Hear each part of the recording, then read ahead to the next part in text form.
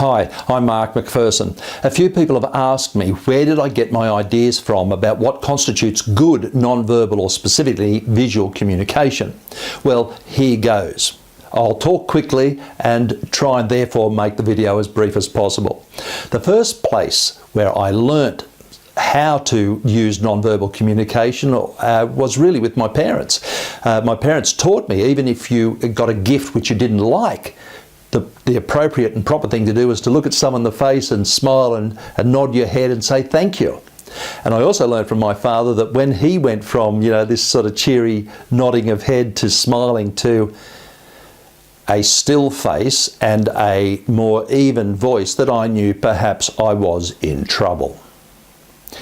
I learned lots from various school teachers, other people, from observation, but let's skip right through to now to when I was a tourist guide at Jenolan Caves in the middle 1970s. What I learnt there was a few things about how to look when you wanted to be serious, and certain faces to put on, the voice to put on when you wanted to be serious, and a different face and voice when you wanted to welcome people into the cave. So to give the rules and regulations, you might be like this, but then you might be a little bit friendlier, or should be a little bit friendly when you're welcoming people on the actual tour itself. I also learned there from a fellow called Don how to maybe stand in a particular position when you're giving the rules and regulations, and then look to the ground or look away, and then move to another spot and then look back at them with a cheery face, like it's a new you. That was great advice, and I don't pretend to have actually really taken a lot of notice of it, I'll be honest. In 1976 I did my Diploma of Education in Teaching, and there was a particular lecturer we had there. His name was John Pearman. He was terrific, and he talked about having special places in the room where you would talk about certain concepts or act in a certain way, certain places you should give rules from, certain place you might move to if you were angry or annoyed with children's behaviour. So he never used words like anchoring, but in many regards that's what he was doing. I went on many workshops over the years and learned some great things from some great teachers. I was a teacher for about 8 years. High school, physics was my thing, don't hold it against me. In the mid-80s, 87, 88 perhaps, I went to a course on neuro-linguistic programming with, I think it was John Grinder himself, but I could be wrong. And that was terrific. Learned some great things there. Let's move ahead over the years, more workshops, more books, more videos. And then I worked with police. And I learned some incredible things from police. And I'll just give you an example. I used to work in the area of alcohol-related crime. It's prevention rather than promoting it. And I saw a police officer one time in a particular hotel, which I can still remember the name of, which I won't give you now. And he talked to an intoxicated person like this. He went up to them and said this, something along these lines. Listen, mate, there's a lot of people here. They're under the weather tonight. I think the best thing to do might be to move, because we're going to start clearing the place out. He didn't look at him in the face. That's something that I learnt right there and then, that looking at people in the face, which is something we've always been told, is not necessarily the best thing to do. For some people it's quite confrontational. I think it might have been a different story if this particular police officer looked at that intoxicated person and was a bit more authoritative.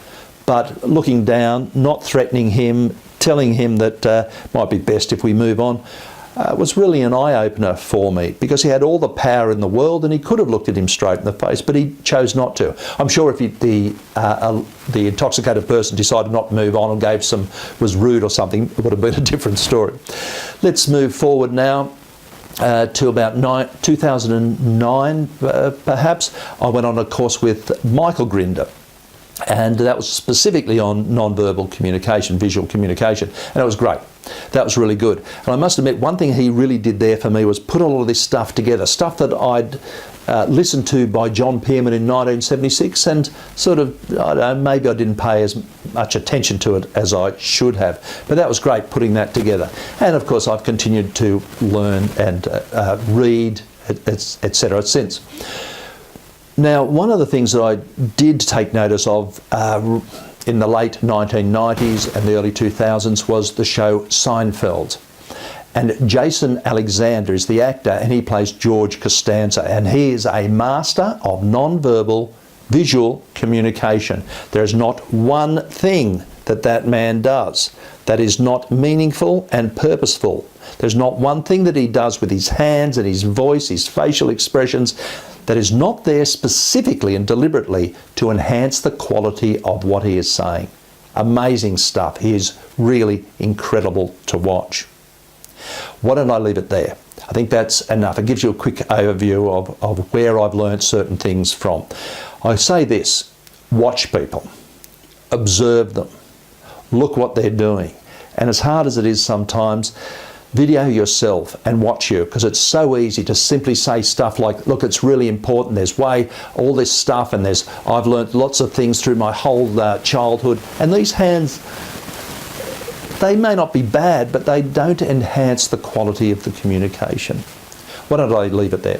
Wherever you are and whatever you're doing, please look after yourselves, look after your friends and family. If you want to get in contact with me, it's easy. Just go to my website. There's a contact page there. All the very best to you. Take care.